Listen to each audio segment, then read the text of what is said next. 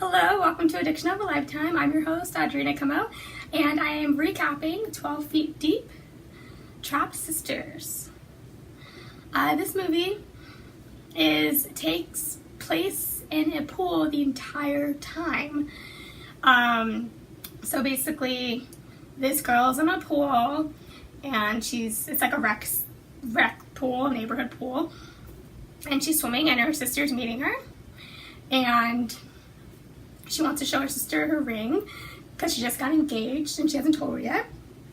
She puts the ring in the bag so she won't lose it when she's swimming.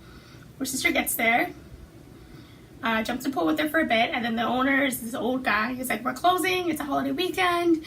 Get out. I want to go home." And like the sister visiting gives some attitude, but they get out the pool. The sister's trying to find her ring, and the other sister's like, "Why are you so worried about a ring? What ring?" And the girl doesn't want to tell her yet. She's like, "Oh, just a ring." And she's like, "I know it was in here. I know it was in here. I know it was in here. I'm not leaving until I find it. It's important." And so the other sister's looking. She's like, "I must have dropped in the pool. I don't know. But I swore I put it in the bag." So the other sister looks in the pool. So who's like, "Oh, I think I see it at the bottom, by the vent."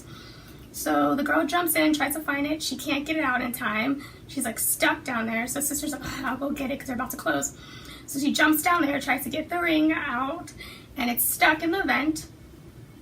Eventually they pull it out, but then the sister's hair gets caught in the vent, and she has to pull her out to get her hair from out of there.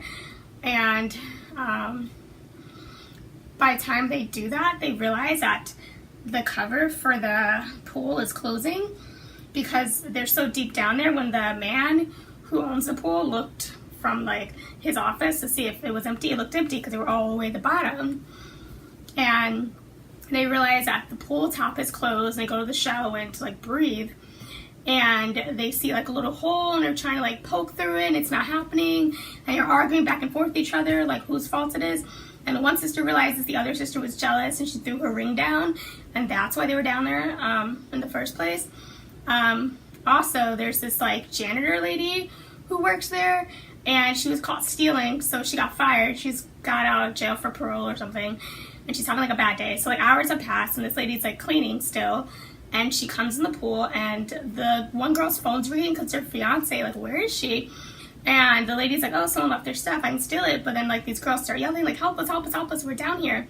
And this is after she's taking their money and stuff out their wallets, and she notices there's cameras around. So she goes in the office, turns the cameras off, and starts verbally torturing the girls.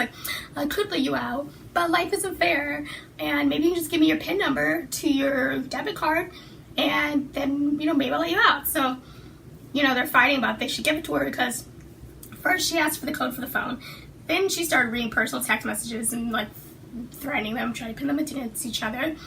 And then she takes the PIN, disappears for a while, comes back, says, "You have no money, you have $15 in your account, I'm not letting you out." And she's like, "What more do you want from us? This is getting ridiculous."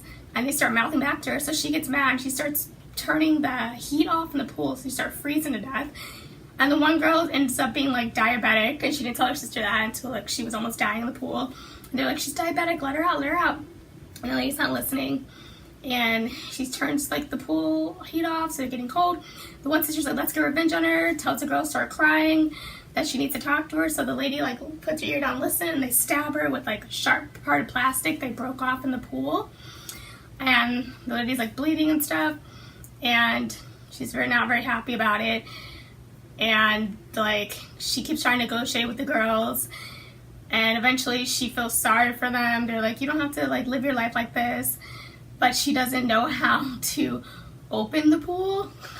She's just a janitor. She doesn't know how to open the pool. She promised to let them out. She's like, "All right, I'm going home. Sorry, I can't help you." So they're still stuck in the pool. So eventually the girl gets frustrated, and she had some gym shorts on or something. So she ties the gym shorts to the bottom vent where the ring was stuck in the first place, and pulls it up and pulls it up and pulls it up because her diabetic sister's dying slowly but surely and passing out in the pool. So she pulls it up, and eventually she gets the vent open.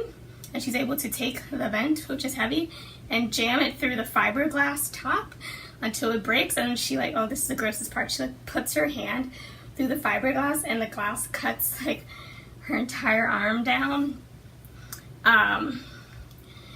And she eventually breaks and gets her sister out, and gets her sister's EpiPen and stabs her and wakes her up. But just as she does that, the crazy lady comes back with a gun. It's like, I knew you would get out eventually. I can't let you live. And she's like, they're gonna find us. Like, don't do this.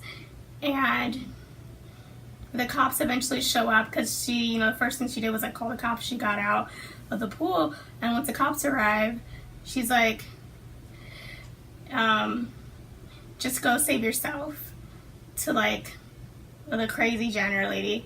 And the janitor lady leaves, and the cops rescue them, and the end. Woo! That was 12 Feet Deep, Tale of Sisters.